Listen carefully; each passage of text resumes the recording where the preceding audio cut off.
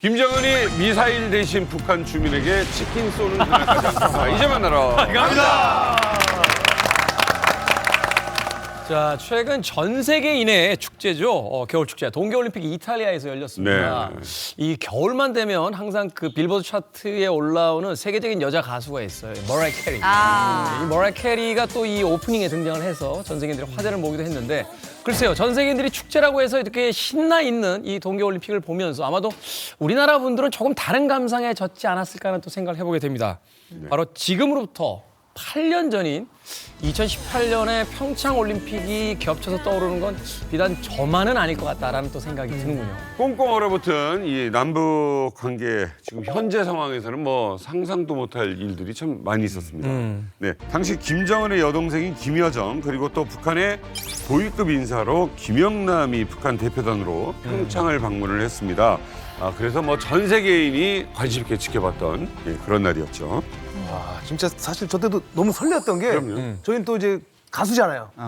야 이렇게 오다 보면은 행사를 북한 가서 가겠다라는 생각을 많이 했거든요. 여기서 또 행사 생각을 한 거예요? 그렇습니다. 네, 어쩔 수 없어요. 어쩔 수 없어요. 저때 좀 분위기가 너무 화기애애해서 야 이거 평창 올림픽 눈 녹는 거 아니야라고 걱정을 했어요.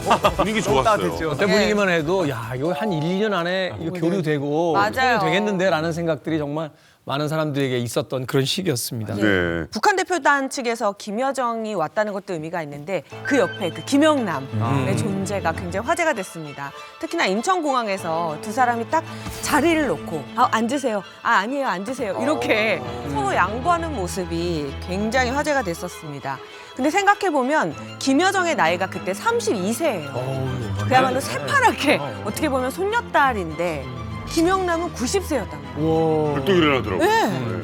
그 김영남이 자리를 양보했다는 점에서 와 백두혈통의 힘이 이렇게 크구나 그 생각도 해봤습니다. 야, 저거 보면서 저는 오래 버티려면 저래야 되는구나. 그렇죠. 이 생각도 했어. 맞아요. 우스갯소리긴 하지만 북한의 3대 신선이라는 말이 있습니다. 신선? 예, 근데 신선이라는 뜻이 장생불로하는 사람을 가리켜서 신선이라고 하지 않습니까? 네. 그러니까 이 신선이 3명이 있는데 누구냐면 김영남 그리고 최태복, 양형섭 이 사람들인데 이분들이 다 90세 이상 살았습니다. 우와 진짜 신선이네요. 예, 총도 안 맞고. 총도 안 맞고. 그리고 또 이 사람들이 대부분 다 최고인민회의와 연관이 있습니다. 한 분은 김영남 위원장은 97세에 사망을 했는데 이 사람은 최고인민회의 상임위원회 위원장을 했고 양형섭 부위원장은 96세에 사망을 했는데 이분도 상임위원회 부위원장을 했습니다. 그리고 93세에 사망한 최태복이라는 비서가 있는데 이 사람은 최고인민회의 의장을 했어요. 그러다 보니까 최고인민회에서는 그 65세 이렇게 되게 되면 이게 아주 그 뭐랄까 올인 사람으로 취급이 됐습니다. 어린 사람. 90살이 있는데 65세 한참 어리죠.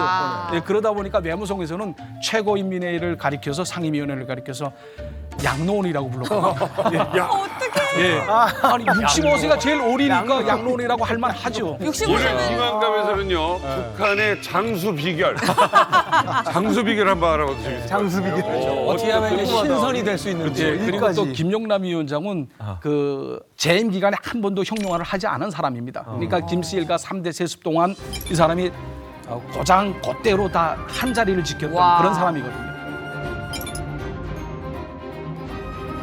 그러니까 한마디로 굴곡도 없었고 대박이다. 반성문 한 번 쓴 적이 없는 예. 겁니다. 그냥 구름탄 신선으로 계속 있었던 예, 사람.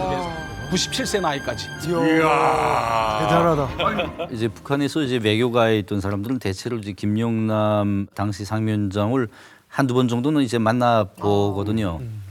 김영남 위원장 자체는 이제 북한식 표현으로 하면 이제 오른판도 두드려보고 건너가는 사람이다. 굉장히 그 조심성이 많은 사람이고 김영남 위원장은 이제 얼굴도 상당히 잘생겼고 키도 크고 하다 보니까 한생을 김일성, 김정일 그리고 김정은이 얼굴마담으로서 이제 대외 활동에 많이 종사했던 그런 사람이라고 말할 수 있습니다. 그러네요. 아니 근데 저는 이제 평창에 왔을 때 직접 취재 현장에서 김영남을 봤잖아요. 아까 류현 대사님께서 신선에 비유하셨는데 정말 그런 분위기 있어요. 딱 보면 뭔가 굉장히 나이도 많은데 허리도 안 굽고 꼿꼿하게 말수도 적고 도인이나 신선 풍모가 좀 나요. 김영남이 나이가 1928년생이에요. 일단은 항일 애국자 집안 출신입니다. 그리고 엘리트 코스를 밟았어요. 김일성 종합대학을 나왔고 어디로 유학을 했는지 봤더니 모스크바로 유학을 갔습니다. 예, 거기서 외교학을 전공했고 러시아어와 영어까지 능통했습니다. 그런데 이 우리나라도 마찬가지인데 이 대통령의 연설문을 맡기는 사람은 굉장히 신이 많은 사람이거든요. 그렇죠. 북한은 더하죠. 김일성의 연설문을 맡았던 사람이 바로 김영남입니다. 북한에서 김영남의 문장력이 굉장히 출중하다라고 정평이 나 있어요. 굉장히 똑똑했던 엘리트였고 1962년에 외무성 부상에 오릅니다. 김영남의 그때 나이가 35세였어요. 그 시절 굉장히 젊은 나이에 와. 외무성 부상에 오르면서 북한의 어떤 권력이 핵심에 있었고요. 김일성, 김정일, 김정은 3대에 걸쳐서 요직에 오르면서 북한 외교관 그 이상으로 승승장구했으니 신선이라 부르면 합니다. 2018년이죠. 김여정과 김영남 방남했을 때 우리 대한민국 왔을 때가 나이가 90세입니다. 그러니까. 김영남의 나이가 아까 90세예요. 영상에서 봤어요. 예, 대단해요. 근데도 김일성, 김정일, 김정은 이 3대에 걸쳐서 아무튼 거기서 잘 있었습니다. 다 관여를 했고요. 역할을 또 했습니다. 자, 어쨌든 60년 넘게 이 권력에서 그것도 최측근에 있었던 인물 김영남 이런 인물이 97세의 나이로 얼마 전 사망했습니다.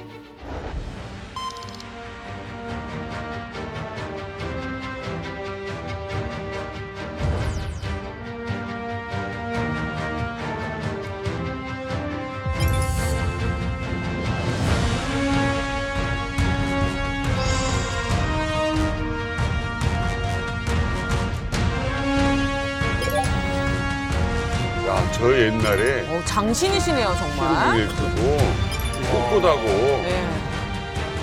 어떻게 보면은 절대 권력이 3대째로 바뀌는데 김영남 저분만 그러죠. 계속 그대로. 남아 계셨던 거잖아요. 야인 같다, 야인.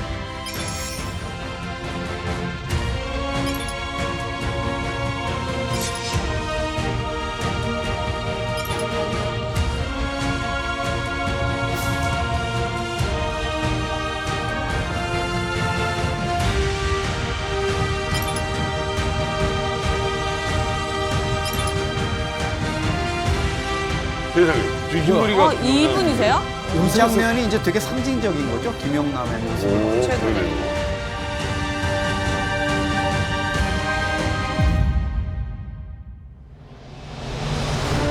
영광스러운 우리 당과 국가의 강화 발전사에 덕출한 공적을 남긴 로세대 혁명가인 김영남 동지가 97살을 일기로 고귀한 생을 마치었다. 6.25를 다 경험하고 네. 큰 데를 그 공모를 했으니까 대단하다. 그러니까 북한의 입장에서 살아있는 어떤 역사네요. 그렇죠.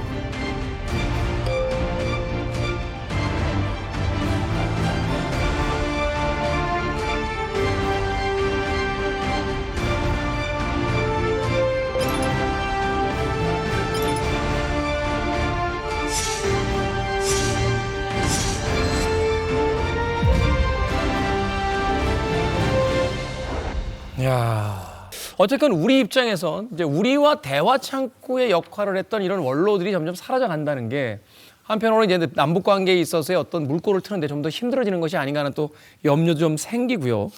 그래서 한때 남북 교류의 상징이었던 이 김영남이라는 인물에 대해서 조금 더 궁금해지는 것 같습니다. 그렇죠. 우리 이만갑이 또 어떤 것입니까? 모두가 망원경으로 달을 볼 때 우리는 달에 살았던 토끼를 모시고 얘기하는 거예요. 네? 그런 곳이 바로 이만갑이잖아요. 그래서 우리 이만갑에서는 김영남을 뭐 이렇게 책에서 배운 게 아니라 직접 보고 와. 옆에서 그 사람 밥은 어떻게 먹고 직접 봤다고요? 목욕하는 습관까지도 알고 있는 와. 그런 분을 모시고 오늘 이야기를 야, 합니다. 한마디로 그거네요. 내가 그 사람하고 밥 먹고 사우나도 가고 다 했어. 예, 다 했어. 이런 분을 모시고 우리 이야기를 합니다. 김영남의 측근 중에서도 가장 사랑받는 후배였던 분을 모셨습니다. 바로 고영환 원장님이십니다. 아유, 환영합니다. 살아있는 역사.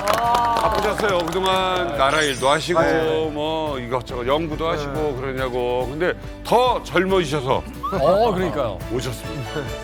저 김영남 뭐 위원장이라고 이야기를 하겠는데 뭐 저한테는 부총리 겸 외교부 장관이 더 입에 많이 붙어서 제가 외교부 있을 때 같이 뭐 동굴 아파도 갔었고 소련에도 갔댔고 아프리카에도 갔댔고 뭐 중동에도 갔었는데 이 사람처럼 살면 정말 100세까지 살겠구나 하는 생각을 했었는데 정말 3년 못 채우고 가셨는데 진짜 제가 김영남의 통역을 했고 그 후에 이제 김일성 주석의 통역도 프랑스 통역도 했는데 김영남 뭐 부총리 당시 부총리하고 다닐 때 제 나이 25. 와, 어떻게 우연히 뽑혔다가 이제 김영남이 눈에 들어서 김일성 주석 통역까지 갔는데 뭐 정말 맥주는 어떻게 마시고 냉면은 어떻게 먹고 목욕은 어떻게 하고 집살림은 어떻게 하고 집사람은 누구고 제가 그렇게까지 자세하게 알게 될 줄은 정말 몰랐는데 겸손하셔서 말씀을 못 하시는데 제가 조사한 거를 말씀을 드리겠습니다. 25살 때 뭐 유학을 현지에 가 있는 사람보다 유학파보다 더 발음이 좋았다. 그래서 너무너무 통역도 잘하고 그 센스 있어서 뭐라고 칭찬했습니까, 김영남 위원장님? 뭐 그 사람 말 그대로 하면 이놈은 나이가 새파란 놈인데 어떻게 이렇게 사자성어나 속담 같은 거를 그렇게 불어로 잘 넘기냐. 그러니까 이놈은 감정까지 넘길 줄 아는 놈이다. 그래서 내가 이놈을 좋아한다. 그래서 너무 이렇게 좋아하다 나니까 제가 여기로 탈출을 했잖아요. 근데 외교부에서도 아니 김영남이 제일 아끼고 살아가던 외교관이 왜 간 거야? 그래서 뭐 후에 온 후배들 이야기 들어보면 김영남의 김정일한테 전화로 제가 잘못했다, 사람을 잘못 봤다, 내가 배신자를 잘못 봐서 죄송하다 이런 죄송의 말씀을 드렸다, 뭐 이런 말도 하고요. 아니 사실 근데 이제 친구랑 아무리 친하다 해도 어떻게 씻는지까지는 사실 알기 맞아. 쉽지 않거든요. 굉장히 맞아요. 사적인 거니까. 이걸 어떻게 할 수 있다는 거지 이게? 그러니까 처음에는 제가 제일 길게 갔던 거는 40일 동안 올림픽 저지대표단, 서울올림픽 저지대표단을 40일 동안 같이 다녔거든요. 근데 목욕제를 자꾸 찾는 거예요. 고성순이라는 책임참사가 아주 유명한 글 잘 쓰는 사람이 하나 있었는데 어디 가서 프랑스제나 일본제 목욕제를 사오라는 거예요. 그래서 아니 목욕제가 뭐냐? 그때는 목욕제라는 것도 몰랐어. 아니 들어가서 샤워하면 됐지 무슨 목욕제냐? 근데 그 목욕제를 풀고 들어가 앉아서 1시간씩 우리 입욕제 얘기하는 거죠. 입욕제. 네. 거품 나는 거. 그 입욕제가 그러면서 아프리카에 갔는데 모잠비크라는 나라가 있어요. 남아공 위에 탄자니아 모잠비크라는 나라에 당미 정보대표단으로 갔는데 대통령궁에 들렸어요. 저희들을 숙소를 거기다 잡았는데 김영남이 목욕자라는 걸 알잖아요. 우리가 이제 목욕물을 트는데 물이 다 안 나와. 대통령 초대서 뜨거운 물이 안 나와, 물이 안 나와. 물이 아야 물 자체가 없어서. 뭐야 대통령궁에? 아니 이것도 좋아하는데. 일은 어떻게 보고 옷 어떻게 씻냐? 그 알았다고 조금 있더니 큰 소리가 들려서 내다 보니까 소방차가 소방차가 와요. 모잠비크에서 물차. 소방차가 와가지고 급수통에다가 소방차 호스를 끌어서 물을 담고 들어가서 아니 이거 이제 조금만 기다려라. 그래서 1시간 기다렸어. 트니까 찬물만 나오는데 아프리카도 에어컨들이 있잖아요. 찬물에 목욕을 못 한다고. 그러니까 막 김영남이 화를 엄청 냈어요. 대사 불러오라. 그래서 대사 불러와가지고 이런 거 몰랐냐? 저들 대통령궁까지 이럴 줄 몰랐습니다. 우리 대사관도 물이 없어서 이러는데 여기도 물이 없는 줄 몰랐습니다. 호텔로 옮겨달라. 그래가지고 호텔로 가서 뜨거운 물 나오는가 보고 여기 물이 나옵니다. 그러니까 들어가서 내 목욕하고 1시간 목욕하는 동안은 그 누구도 다치질 않았어. 귀하게 자란 거네요. 그러니까 약간 찬물로 목욕 아니, 못한다. 약간 목욕을 왜 이렇게 신성시하는지 모르겠어요. 약간 피부에 대한 피부에 뭐가 문제가 있는 거 아닐까요? 피부에 문제가 있어서 그런 것 같아요. 예. 맥주 먹는 것도 우리가 이제 맥주 그냥 시켜서 맥주 한 잔은 일 잘 되는 날 맥주 한 잔 정도는 괜찮겠습니까? 그러면 뭐 오늘은 일 잘 됐으니까 맥주 한 잔 마셔. 그럼 맥주 먹을 때 꼭 소금을 달라 그래요. 그럼 소금을 가져와. 그래서 아니 맥주 먹는데 왜 소금을 가져오지? 맥주 위에 이렇게 부으면서 이렇게 약간 젖어 있잖아요. 네. 거기다 소금을 집어서 쭉 뿌려요. 이야, 라인에다가. 네, 맥주를 한 모금 쭉 마시고 소금 먹고 왜 럼주 먹을 때 먹듯이. 그래서 저렇게 먹는구나. 또 먹어보니까 또 먹을만 하더라고요. 안주 크게 없이 그냥 소금이 안주야. 그리고 뭐 딱 외국 대표단 다닐 때 뭐 길게 다니니까 대사관들에서 이제 와서 1시간 번 드시라. 절대 안 갑니다. 절대 안 가는데 딱 어느 때만 가는가 하면 쫙 먹고 싶을 때 딱 냉면 한 그릇하고 김치 한 그릇 내놓으면 내 간다. 딴 거 있으면 안 먹고 와. 그러면 대사관에 가면 대표단 전체를 위해서 식사를 차리거든요. 고기 막. 딱 냉면 한 그릇이야. 그리고 가운데 김치가 있고 그러면 내가 좋아하는 건 이 냉면이다. 난 냉면 먹는 법 모르지. 뭐 저희들 모릅니다. 좀 가르쳐 주십시오. 그러면 고명이 있잖아요. 네네. 식초하고 겨자는 이 고명에다 쳐서 이렇게 같이 이제 천천히 풀면서 입맛을 돋굴 정도로 천천히 저어라. 그래서 한 3분 정도 저으면 침이 당연히 돌고 그렇지. 맛있어진다. 그러니까 냉면을 놓고 3분 동안을 3분 돌린다고. 동안을 이렇게 젓고 그러는 거야. 그러면 당연히 이제 식욕이 올라오고 이렇게 침이 고이고 그렇게 먹을 때가 제일 맛있다. 김영남 위원장한테 배운 거. 그게 냉면만 했다는 건 그러니까 괜히 대사관 측에 고기 준비하고 그렇죠. 요리 준비하지 말라는 거네요. 그러니까 고위급 대표단이 가면 대사관에서 뭐 위스키에 뭐 불고기에 꼬냑에 다 내오잖아요. 네. 접대하려고. 온 대사관이 총동원되거든요. 그걸 아는구나. 딱 한 가지. 냉면 한 그릇 하기 쉽잖아요. 뭐 북한에서 냉면하는 게 스파게티 면 사다가 그 삶아가지고 북한식으로 냉면 만드는 식밖에 없거든요. 냉면 기계가 없잖아요. 면이 그거는 얼마 되질 않으니까 조미료 좀 넣고 해서 하면 내가 너네들한테 피 절대 안 끼친다. 그리고 이건 이 정도는 너네가 뒷구멍으로 당연에 보고해도 김정일이 보고 뭐 냉면 한 그릇 먹은 거 가지고 뭘 그래. 그러니까 조금도 틈을 안 준 사람. 대단하시다. 어떻게 보면 60년을 본인이 혼자서 거기서 지켜내고 장기 집권하다시피 한 거잖아요. 그런데 그러면 두루루루 성격도 좋고 되게 뭔가 잘 맞추는 사람이라고 생각했는데 의외로 지금 증언을 들어보니까 좀 까탈스러운 면이 있고 본인만의 기준이 확실한 분인 것 같아요.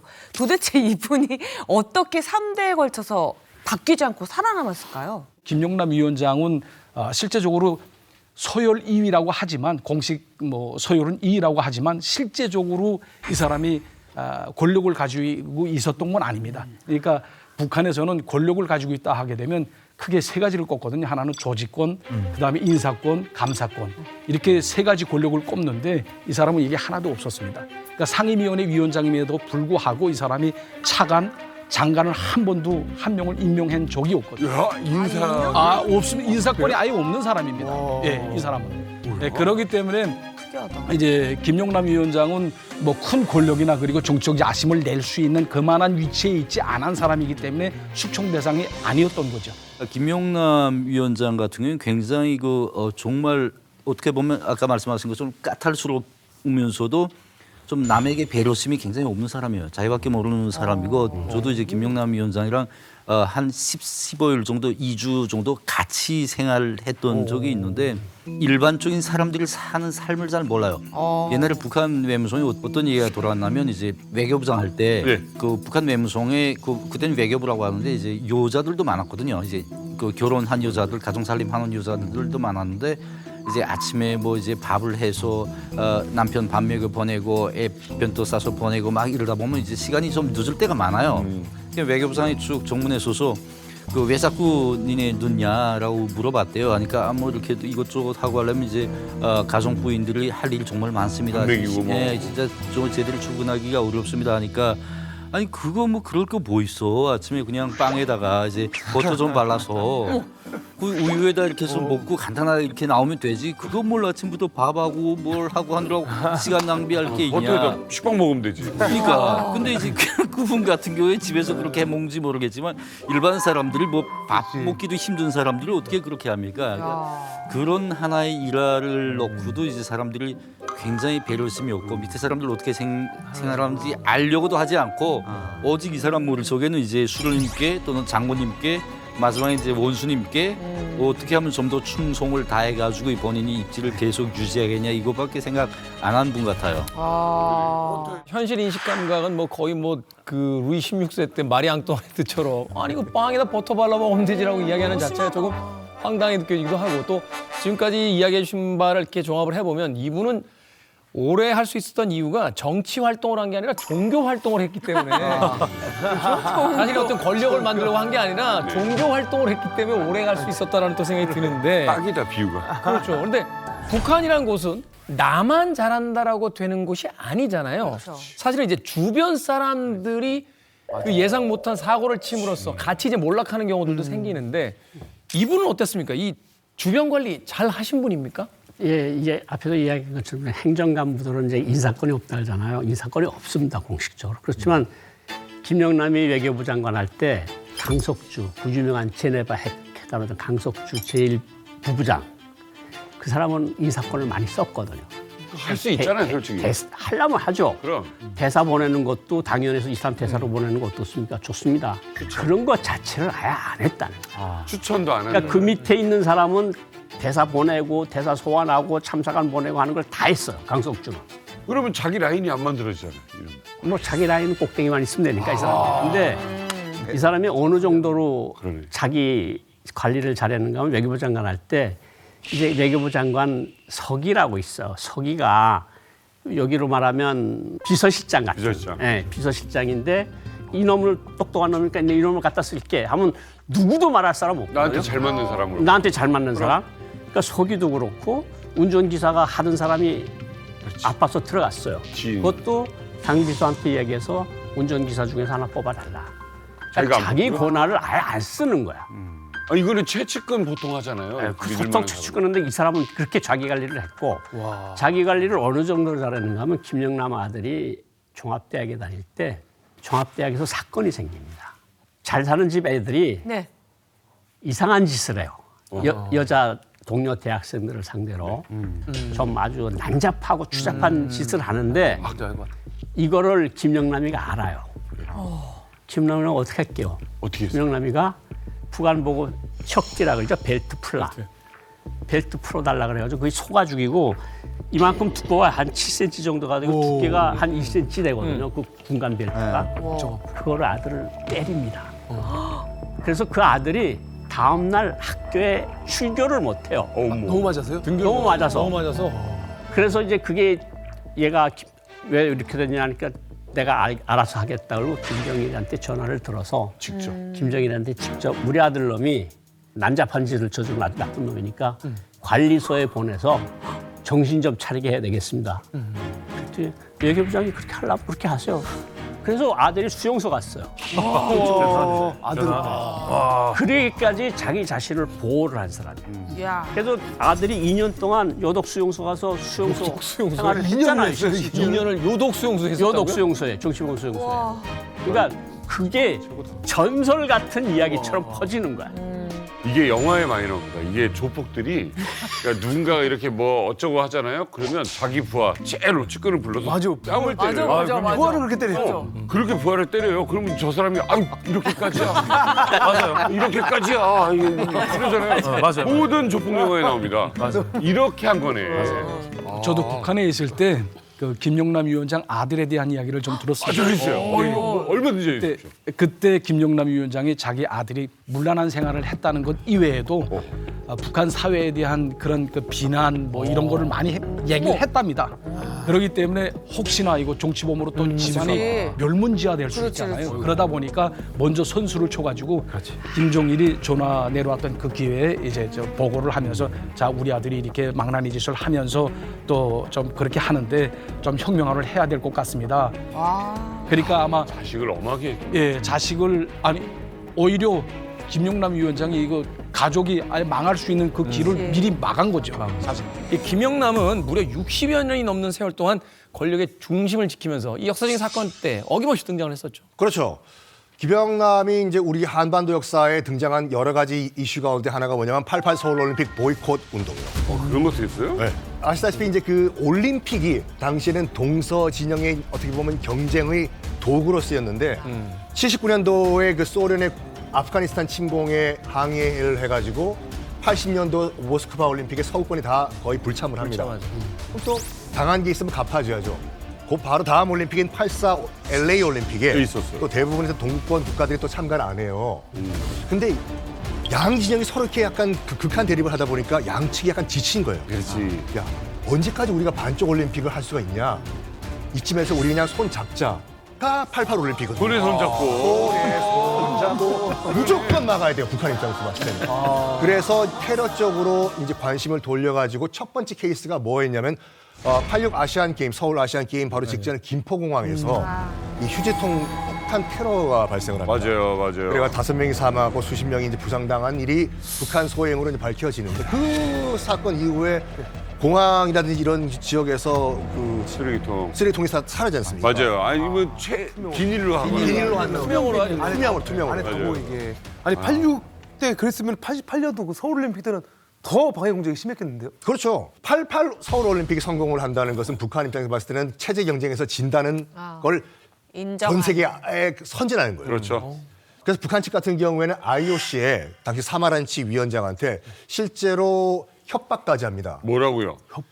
지금 휴전선에서 얼마 떨어져 있지 않은 서울에서 올림픽이 벌어지면 어떤 군사적인 충돌이 일어나가지고 선수의 안전을 보장할 수가 없다. 그걸 북한이 얘기했다고. 북한이 IOC 사마란치 위원장한테 야, 얘기했다. 이거 진짜 못됐다. 우리는 보장할 수가 없다. 아니 이런 전쟁 준전시 지역에서 올림픽을 할 거냐. 이런 식으로 계속 IOC를 어떻게 보면 겁박을 했죠. 근데 그게 안 통하니까 최악의 8기 858기의 폭파 사건이죠. 김현희. 87년도. 이런 나쁜 짓을 또. 이게 이 모든 거에 굉장히 중심적인 역할을 한 사람이 또 김영남이다 이 말이죠.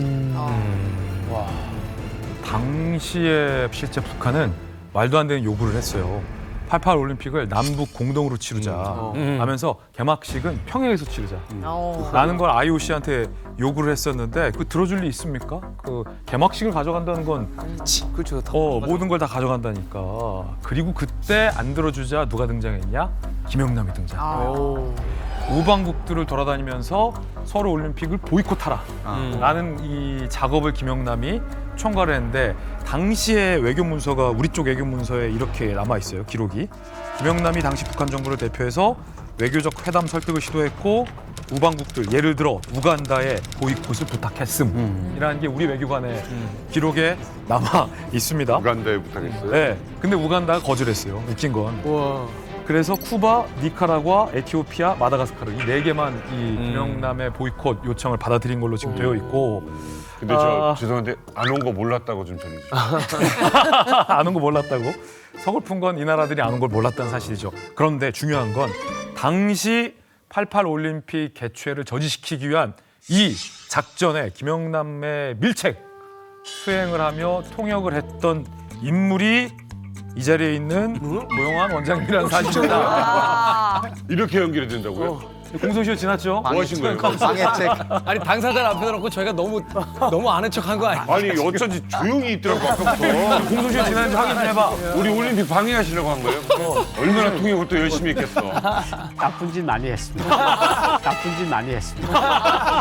어떤 일을 하셨습니까? 그때 그 올림픽을 한다 그럴 때 이제 저 대표단이 구성이 됐는데 김일성 교시가 전달이 됐어요. 부총리 방에서, 외교부장 방에서. 근데 김일성 말을 요약을 하면 어떤 건가 하면 우리도 올림픽을 못 하는데 남조선 괴뢰가 올림픽 한다는 게 말이 되냐. 남조선에서 올림픽을 하게 되면 서울 올림픽이라는 게 뭐냐면 한반도 위에 놓여진 칼날하고 같다. 이 칼날이 떨어지면 한반도는 영원히 분단이 된다. 그런 논리로 설명을 하라. 정 말을 안 들으면 올림픽 공동 주최안을 내놔라. 올림픽 그때 제가 기억이 맞는지는 모르겠는데 올림픽 종목이 23개니 그놈들이 먼저 하겠다 그랬으니 12개를 주고 11개를 우리가 가져오라. 이게 플랜 B입니다. 그래서 특명을 받고 여러 나라를 돌아다녔고 제가 나쁜 짓을 하는데 선봉에 섰던 사람이에요. 플랜 B가 그러니까 공동 개최. 공동 개최가 플랜 날로 B입니다. 먹겠다는 거네요. 그렇죠. 날로 먹겠다고. 한 거 없이.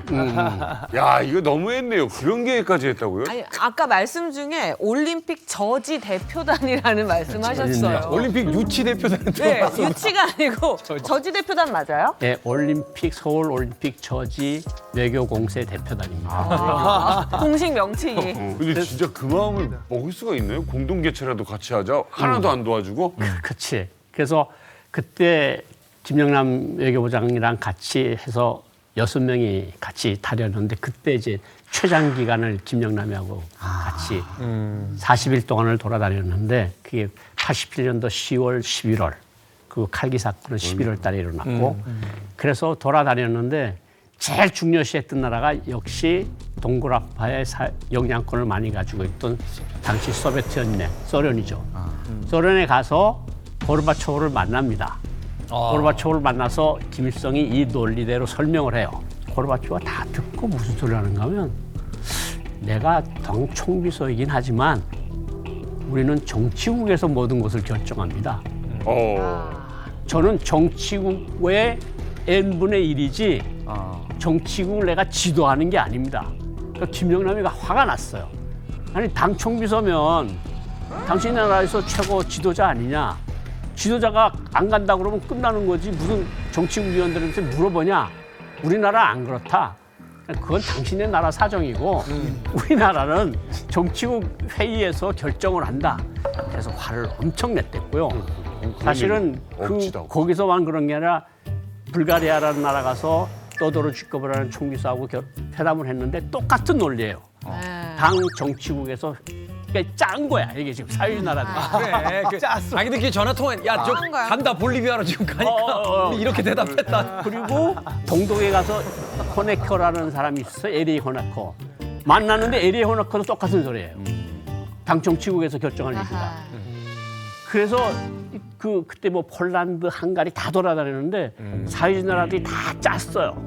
그래가지고 정치국에서 그렇게 결정을 한다. 그러니까 우리가 판단하건데 이거는 간다는 소리예요. 그렇죠. 그래서 김정일, 김일성한테 보고를 했어요. 이 나라 사회주의 동권 사회주의 나라들은 서울올림픽에 갑니다. 어떻게 보면 이제 우방국이었던 이제 소련도 이제 부탁을 거절했잖아요. 네. 그럼 이제 김영남 화가 많이 났을 것 같은데 그때 박사님 어땠어요? 제가 그때 기억에 제일 생생한 게 이제 고르바초프를 만나고 와서 저녁에 됐는데 이제 컴컴해졌어요. 겨울에 모스크바 해가 빨리 지거든요. 그렇지.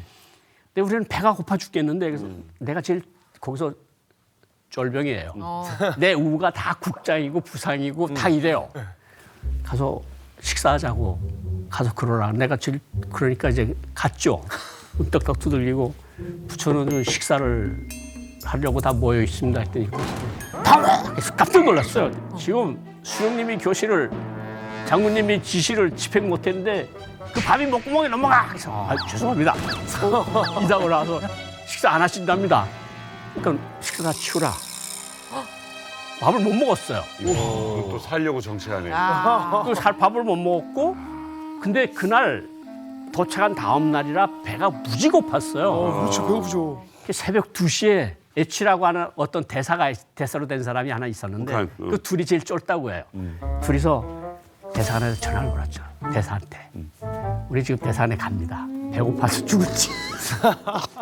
그거 몰래 드셨어요? 냉면 2그릇만 만들어 주십시오. 그러니까 차를 보내왔더라고 초대서에. 그래서 밥을 가서 둘이서 밥을 먹었는데 그게 대사가 어떻게 돼서 보고를 해가지고 대표단 끝나고 들어올 때 그때 에치라고 들어가서 밥을 먹었다면 그래서 죄송합니다. 와, 또 그걸 또 그게 또 그리고 그게 계속돼서 불가리아도 그랬고 그다음에 저 체코 저 동독도 그랬고 다 정치국 회의에서 결정한다 그랬잖아요. 그러니까 그날도 저녁밥 먹고 한 다니면서 저녁밥 굶은 게 한 5번 돼요. 김영남은 자기가 일 안 되면 밥을 안 먹는 거야. 먹나 봐요. 근데 그게 보고가 되잖아요. 근데 이제 전보문에 이렇게 해서 이렇게 못 됐는데 식사를 목구멍에 넘어가느냐 이야기가 있어서 저녁 식사를 하시지 않으면 이건 당위원회를 통해서 이건 김정일한테 따로 보고가요. 그걸 보여주는 거구나. 정치야. 정치지 이거. 그러고는 이제 가방에 카스테라 같은 거 가지고 이렇게 원래 카스테라 먹어야 돼. 간식에는 카스테라 준비했어. 그러니까 이게 이미 미소 양측이 그 필두로 해가지고 이번에는 좀 으쌰으쌰 서울에 모여보자. 이제 네. 대세가 형성됐는데 그걸 그렇죠. 어떻게 해보려고 그러니까 밥을 굶을 수밖에 없죠. 하나 궁금한 건 이때 당시에 순방을 다녔을 때 그러면 88 올림픽에 보이콧을 해준 나라도 있습니까? 거기에서 아프리카로 건너갑니다. 아프리카로 유럽에서. 예, 유럽에서 아프리카로 건너갔는데 뭐 탄자니아, 기네 이런 나라들은 다 대답을 애매해. 탄자니아, 기네는 정말 김일성이 신경 엄청 쓴 나라들이고. 그러다가 이제 마다가스카르라는 나라에 들어갑니다. 마다가스카르. 자연이 살아있네. 영화 마다가스카르 있죠? 네. 자연이 마다가스카르라는 나라에 들어가는데 그때 대통령이 디디에라 지라카인데 딱 우리 수령님 교시가 이런 게 있으니까 수령님 말씀을 전달하겠습니다. 그러니까 안 간다. 그러니까 얼굴이 막 째졌어. 처음 듣는 소리거든. 거기까지 돌아다녔는데 열 몇 개째인데 뭐 우리 안 간다. 수령님 안 가라면 안 가고 뭐 어려울 때 동지들끼리 서로 힘을 합쳐야지. 그래서 너무 좋다고 역시 대단하시다고 이야기를 하면서 무슨 이야기를 하는가 하면 그런데 제가 안 가겠는데 지금 보시다시피 대통령궁이 물이 좀 새고 좀 안 좋다. 얘기값도 없는 거야. 안 좋다. 그러니까 수령님한테 보고 드려서 대통령궁을 하나 좀 지어줬으면 좋겠다. 그리고 우리가 지금 남아공으로부터 침공 위협을 받는데 남아공이 마다가스카르 먹을 생각도 아예 없었어요. 근데 그냥 반대파를 위해서 지금 이야기를 하는 건데 항공망 좀 지원해달라. 그래서 북한이 유명한 사신고사 기관총이라고 있잖아요. 고속도로 사람도 쏜다고 하는. 그거를 한 개 대대를 좀 구원해달라. 그러니까 그거를 와서 전보문을 내가 다 썼거든요. 김일성이 그 다음 날 다 해주겠다 그래. 진짜요? 그래서 그거 그렇게 됐고.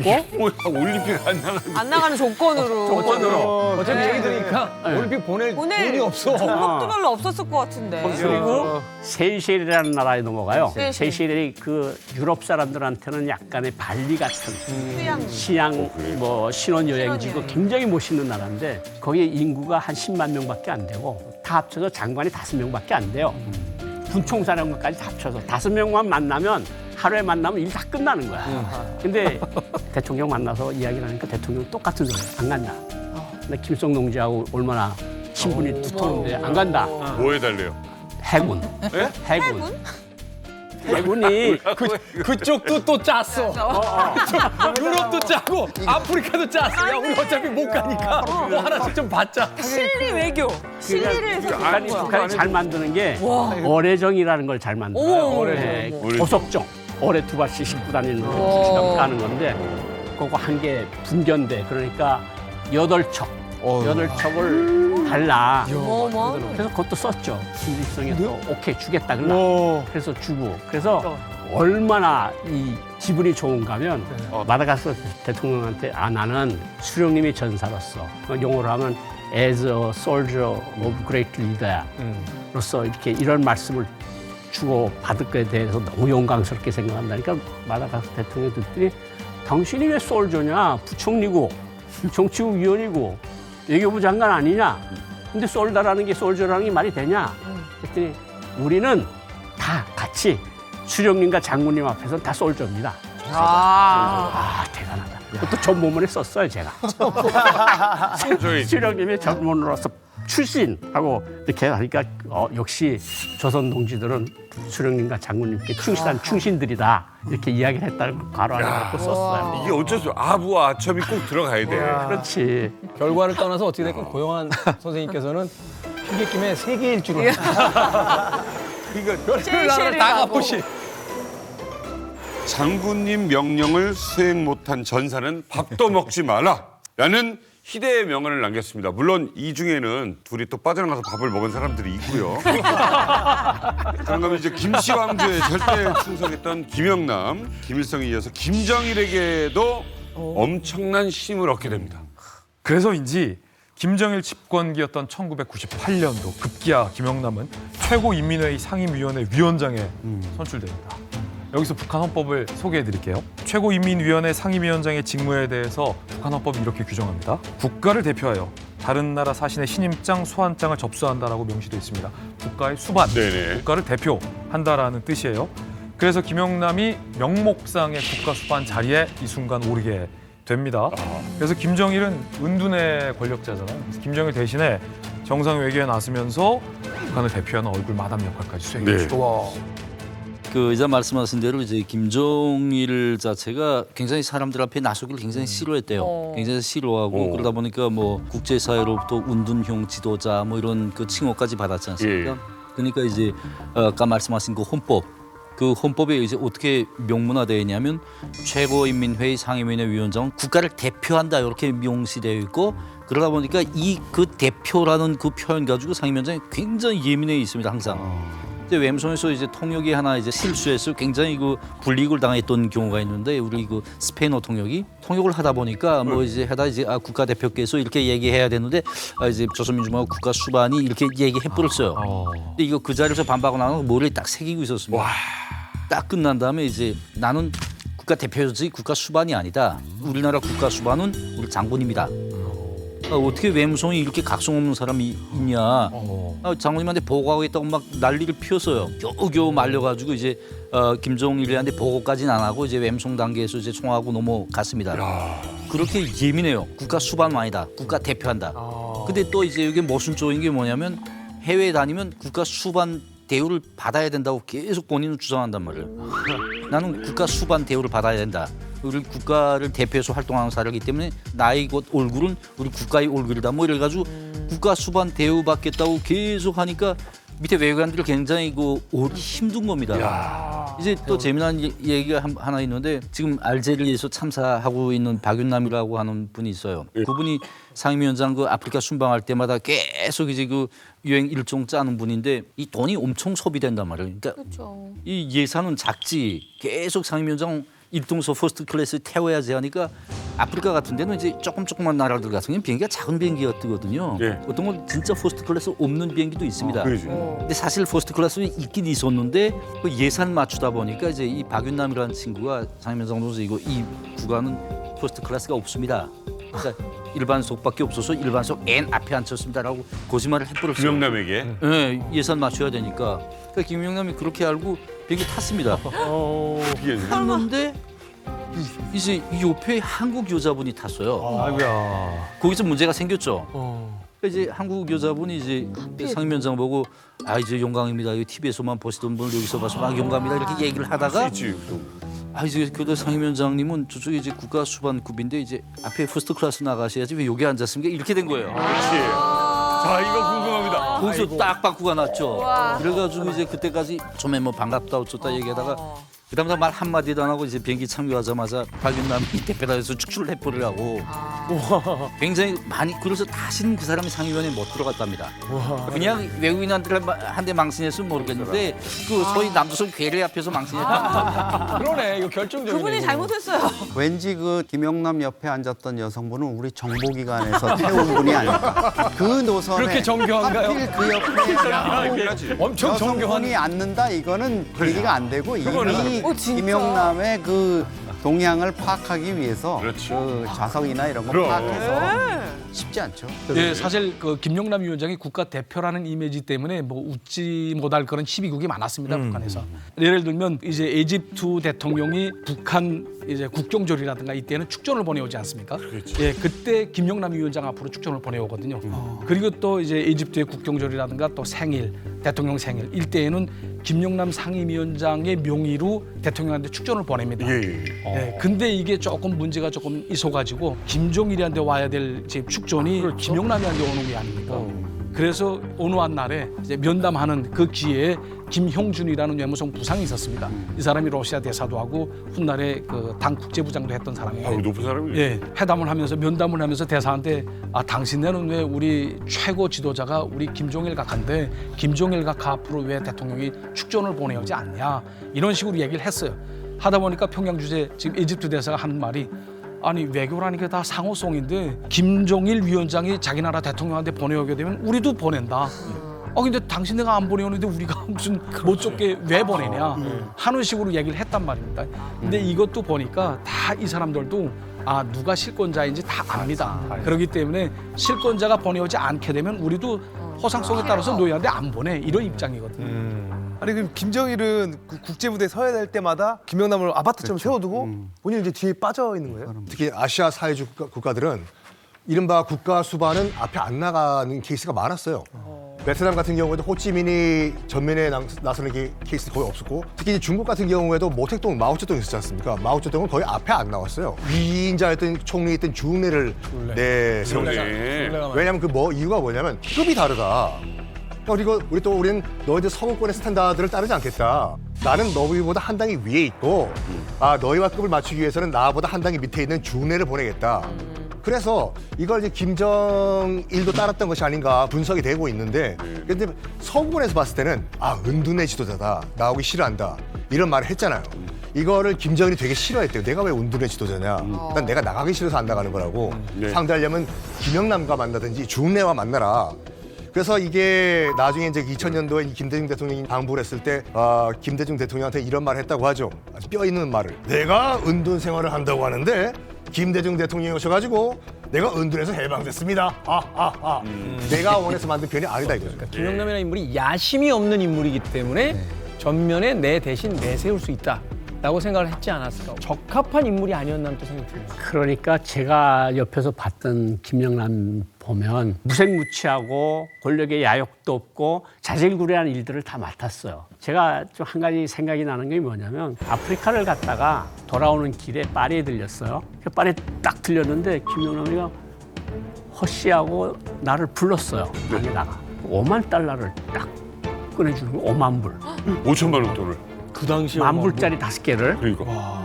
요걸 가지고 프랭땅 백화점에 가든 라파예트든 가든 최고급 여자 화장품 3개를 사라. 그래서 어느 정도 수준이어야 됩니까? 그 백화점에서 가지고 있는 제일 비싼 화장품들로 구성된 세트 3개를 사라고. 예, 알겠습니다. 근데 영수증은 딱 제대로 전자 계산기에서 뽑아진 영수증. 센트도 틀리면 안 돼. 예, 알겠습니다. 그리고 또 한 가지, 세계에서 나오는 온갖 술 표본이 있는데 그거를 사라. 그것도 영수증 꼭까지 챙겨라. 그래서 아니 근데 이 돈은 무슨 돈입니까? 장군님께서 나보고 쓰라고 주신 돈이야. 출장 갔다가. 오늘 출장 가라고 준 돈인데 왜 지도자하고 지도자 여자들한테만 가는 거야 이게. 근데 뭐 우리가 더 물어볼 수 없잖아. 네. 그래서 그걸 나와서 백화점에 가서 사가지고 깨끗하게 해서 갔다 왔는데 이제 영수증을 참 정말 A4 용지에다가 영수증 붙여놓고 동전이 남잖아요. 동전을 다 스카치 테이프로 붙여요. 와. 10센트, 5센트, 2센트 할 줄 안다. 딱 해서 요걸 봉투에다 딱 넣어가지고 나한테 가져오라. 그래서 딱 자기가 계산기 가지고 딱 들어보더니 맞네. 돈 나머지고 그 나머지는 봉투에 그대로 넣어라. 그걸 장군님께 갖다 바친 거야. 와. 근데 나는 그때 이상한 게 장군님께서 쓰라고 주신 돈인데 왜 선물만 살까? 근데 그게 사는 방법이야. 와. 근데 또 웃기는 거는 그 돈을 서기실에서 다 가져가요. 도로. 센트까지 다. 그렇지. 진정한 우리 공직의 그때 길이죠. 그거 보고 굉장히 놀랐어. 진짜 1센트까지 챙기는 거 보고 와 진짜 이 사람은 지독한 사람. 북한 말에 그런 말이 있어요. 컴퓨터를 뽑았다가 그 구멍에다 다시 맞춰 놓는 사람이 바로 충실한 사람이다. 그러니까 한치 득팀도 없는 사람이야. 북한의 장수 비결. 동전도 그대로 보이게 해서 반납해라. 아니 그냥 돈이 아니고 이거 수고 많으니까 가서 여비로 쓰고 뭐 좀 챙겨준 거잖아요. 그러면은 우리 같으면 뭐 이렇게 선물을 산다 하더라도 나머지 잔돈은 뭐 그래 뭐 식사도 하고 너네 것도 좀 하나씩 사 이런 식으로 해서 베풀 텐데 오직 아래가 아니라 위만 쳐다보는 사람인 게 맞는 거죠. 사심이 없다는 걸 보여준 거예요. 이분이요 정말 어느 정도로까지 신임을 얻었냐면 아까 우리가 뭐 포레스트 검프와 같다라는 말이 나왔었는데 세상에 2018년에 문재인 전 대통령과의 만남에도 김영남이 있었어요. 근데 그 전에 김영남은 2000년 남북 정상회담 때도 있었습니다. 그때 김대중 대통령과 함께 있었고요. 그 다음에 2007년에 남북 정상회담 때는 또 노무현 전 대통령과 만날 때도 김영남이 옆에 있었어요. 다 있었다고? 네, 그러니까 김대중, 노무현, 문재인 3명의 대통령을 모두 함께 같이 만난 그런 실세인 거죠. 네, 우리 대통령은 계속 바뀌고 사실은 북한의 지도자들도 계속 바뀌지만 김영남만큼은 계속 그 자리에 있잖아요. 북한 정권의 어떤 상징적인 독보적인 인물이다 이렇게 볼 수 있을 것 같아요. 아니 김영남은 백두혈통을 어떻게 보면 이제 3명을 모셨잖아요. 네. 여기 계신 3분은 그런 김영남을 대선배로 또 모신 거 아니에요? 그렇죠. 요게 이렇게 연결이 됩니다. 지금 과거의 김영남의 최측근에서 있었던 분들 또는 이제 최근의 모습들, 예, 근간에 있었던 이야기를 또 이제 두 분이 전해주시겠습니다. 예, 2015년 8월로 기억이 되는데 이때 에집트에서 제2의 수혜주나 준공식이 열렸습니다. 예. 그래서 이제 북한을 초청했는데 국가 대표로 되어 있던 김영남 상임위원회 위원장이 대표단 단장으로 해서 정부 대표단을 이끌고 그게 참가했거든요. 15년에? 예, 2015년 8월에. 그래서 제가 대표단 통역으로 같이 따라갔습니다. 그러다 보니까 이제 에집트 측에서 대통령이 나와서 다 일일이 국가 수반들하고 악수를 했습니다. 우리가 먼저 제의를 한 거는 단독회담을, 대통령과의 단독회담을 제의를 했었거든요. 그래서 김영남 상임위원장이 그저 그냥 인사만 하고 그냥 헤어졌습니다. 그런데 이때 같이 따라갔던 신홍철 부상이라고 지금 러시아 대사를 하고 있는 분이 있는데 그 신홍철 부상이 상임위원장 동지 혹시 대통령과의 단독회담이 불발될 수도 있으니 우리가 먼저 주동적으로 만나서 이제 김정은 동지의 그 구두 친서를 전달하는 게 어떻겠습니까? 라고 얘기를 했단 말입니다. 그러니까 김용남 위원장이 뭐 그렇게까지 할 필요가 있나? 에집트하고는 우리가 정말 돈독한 사이이기 때문에 이 사람들도 우리가 만나자고 하게 되면 별 다른 문제가 없을 거야. 이렇게 하고 일축해 버렸습니다. 근데 아니나 다를까 불발됐거든요. 불발됐거든요. 대통령과의 회담이 불발됐습니다. 에집트 내무성에 찾아가서 이거 무조건 좀 해달라고 막 애걸복걸 했거든요. 근데 이 사람들이 하는 말이 뭐냐면 지금 현재 수도에 대통령이 없고 지금 지방 출장 차로 내려가 있기 때문에 대통령을 만날 수 없다. 그러니까 내각 총리라도 만나겠으면 만나라. 이런 식으로 지금 다시 대답이 돌아왔습니다. 끝내. 예. 그런데 이 말이 모두 새빨간 거짓말이었습니다. 무슨 말이에요? 새빨간 거짓말이었습니다. 무슨 말이에요? 증거 사진 한 장이 공개되면서 모두가 멘붕에 빠졌어요. 왜요? 자, 지방에 있어서 바쁘다는 이집트 대통령 어디 있었을까요? 사진 보시죠.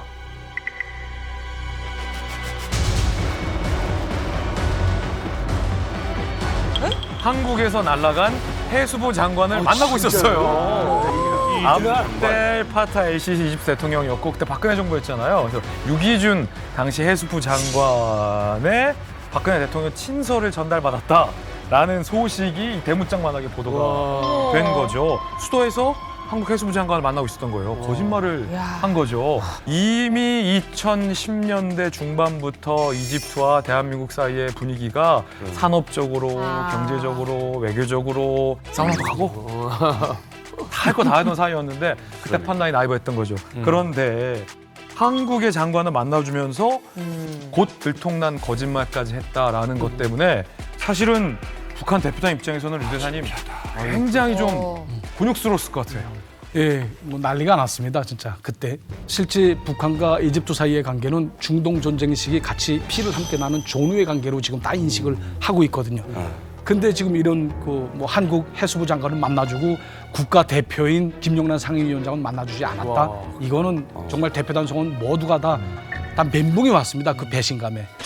그래서 같이 따라갔던 신홍철 부상이 이 이집트가 어떻게 이럴 수 있나 우리한테. 그래서 이집트 개 XX 뭐 이런 그 정도로 쌍말까지 했거든요. 그리고 또 상임위원회 위원장은 뭐라고 얘기를 했냐면 이런 치욕을 당할 바에는 다시는 에집트에 오지 않겠다.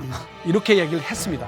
이집트에서도 그러거나 말거나. 그렇죠. 회담이 끝나자마자 다 짐 싸게주고 비행장으로 곧장 나갔거든요. 상임위원장이 다 가자 해가지고 다. 그 의사 말씀하신 그 신홍철 대사가 북한에선 부상이라고 하는데 이제 담당 부상이 상임위원장을 만날 기회가 굉장히 많습니다. 이게 대표단 오면 계속 만날 때마다 상임위원장 눈을 피해요. 그때 상임위원장이 너무 그때 치욕스러워가지고 비행기에서 오면서 신홍철 부상 보고 우리 비행기에서 떨어져 죽자고. 장모님이 그 이제 이런 명령도 집행 못 해가지고 우리가 목숨 가지고 돌아가서 뭘 하냐. 비행기에서 둘이 같이 떨어져 죽자고. 그런 얘기를 계속해서 신홍철 부상이 그 러시아 대사 파견되기 전까지 상임위원회에 들어가는 걸 제일 싫어했어요. 그러다 보니까 상임위원장 그 눈 피하느라고. 근데 이제 사실 대표단으로 이제 갈 때에는 대표단의 활동안에 대한 거를 다 작성을 해서 발언 요강까지 다 작성을 합니다. 그래서 이걸 만들어 가지고 김정은한테 보고를 올려서 비준이 돼야 이걸 떨어지거든요. 그러면 방침을 관철해야 되잖아요. 그런데 대통령을 만나지 못했습니다. 게다가 또 김정은이 전하는 구두 친서도 전달하지 못했어요. 하다 보니까 김용남의 입장에서는 굉장히 자기가 방침을 관철하지 못한 죄인으로 된 겁니다. 네, 그래서 이제 신홍철 부상한테다 뭐 빨리 만나겠고 마라 뭐 이렇게 독촉을 했는데 자기가 어떻게 한다고 해서 만날 수 있는 방법이 없지 않습니까? 그래서 오면서 다시 이걸 왜 못 만난가 하는 원인을 또 보고해서 원래 보내야 되니까 이집트의 대조선 정책에 변화가 왔다. 그렇게 해야지 자기네도 사니까. 뭐 그거 몰랐나 봐. 그래서 이걸 열거를 쭉 해가지고 보고를 했습니다. 그래서 좀 살았거든요. 네, 여기서 이제 가장 좀 궁금해지는 지점은 또 이겁니다. 그러니까 왜 이집트 대통령은 김영남은 안 만났는데 우리나라의 그 해수부 장관은 만났느냐? 그러니까 이게 어떤 구체적인 사안이 있을 거 아니에요. 사실은 뭐 전체적인 뭐 분위기만 변해서 만난다 이런 건 아닐 거고. 아니 사안이 있죠. 수에즈 운하가 공짜입니까? 수에즈 운하는 사용료를 받아요 이집트가. 그래. 수많은 유조선, 컨테이너선, 상선들 통과하면 사용료를 내지 않습니까? 그 예. 이집트가 받아요. 예. 지금 그 수에즈 운하 확장 개통식이잖아요. 이거는 신상품 발표회예요. 그리고 주요 잠재 고객들을 다 부른 상태거든요. 고객들이지. 사십시오, 우리 제품. 북한은 우리 고객들이 싫어하는 국가잖아요. 그리고 거기 이용도 안 해. 북한은 이 잠재 고객의 부청객이에요. 거기다 괜히 사진 찍히면 곤란하기만 해. 그러니까 잠재 고객들, 왜 우리 부청객을 왜 불렀습니까? 우리 갑니다. 라고 하면은 큰일이잖아요. 당연히 안 만나죠. 그렇지. 이집트가 북한의 우방이라는 생각은 굉장히 시대착오적인 게 그게 70년대, 기껏해 80년대 얘기거든요. 70년대 이제 중동 제4차 전쟁 때 북한에서 조종사도 보내주고 교관도 보내주고 했었고 또 이집트에서는 그 스커드 미사일을 보내줘요. 아 그래요? 북한에다가. 그래서 북한이 그거 뜯어가지고 리버스 엔지니어링으로 지금 미사일 개발을 했거든요. 근데 그 후로도 그 고려 링크라 그래서 3G 통신 있잖아요. 그걸 이집트 회사가 가서 해주고 그다음 류경 호텔의 외장 공사도 이집트 회사가 해준 거예요. 맞아요. 그러니까 아마 이제 그런 거 생각해가지고 돈독한 우방이라고 생각했던 모양이죠. 근데 문제는 뭐냐면 이미 이제 그런 시대는 지났다. 이집트가 이스라엘하고 싸우던 시대가 아니거든요. 이집트 서방화 돼가지고 이집트가 지금 제일 고심을 기울이는 게 바로 이제 미국과의 동맹 관계를 갖다 계속 유지하려고 하거든요. 그렇게 이미 이제 대세가 좀 변한 거고 게다가 또 자기도 핵 개발해가지고 뭐가 있습니까? 대북 제재가 있기 때문에 이집트로서도 더 이상 뭐 북한과의 관계를 갖는 게 자기한테 이득될 게 하나도 없는 데다가 경제력 차이가 있죠. 기억도 안 나고 이제. 부청객이 온 거예요. 와가지고 뭐 주겠대. 아유 됐어. 그냥 가. 그리고 그때 당시에 이제 유기준 장관이 제가 직접 그때도 취재했었는데 그냥 해수부 장관, 일개 장관 자격으로 간 게 아니라 대통령 특사 자격으로 갔어요. 그러니까 북한의 국가 수반이 날라왔고 한국의 대통령 특사가 왔을 때 이집트 대통령을 누굴 만나는 게 이득이 될까 주판을 불렸는데 그때 박근혜 정권의 이 친서에 뭐가 담겼냐면 제2 수에즈 운하 확장식에 한국 기업 어디가 구체적으로 참가할 것이다라는 확정적인 의사 표현이 그 안에 담겨 있었거든요. 그러니까 지금 가게 새로 확장해서 새 손님들 지금 막 이렇게 오픈식 하고 있는데 이 가게 처음 조그맣게 시작할 때 의자 몇 개 사준 그 이후에 계속 막걸리만 먹는 동네 친구가 찾아와서 좀 깽판 치려고 하니까 왜안 불렀어요? 그러니까 왜 안 왜 안 만나줘? 사장 나오라고 해. 근데 이제 여기서 궁금해지는 게 우리 또 고 원장님 일이 좀 잘못됐을 때는 강제로 좀 단식을 하잖아요. 맞아. 유 대사님은 그때 강제로 단식 같은 거 굶어야지.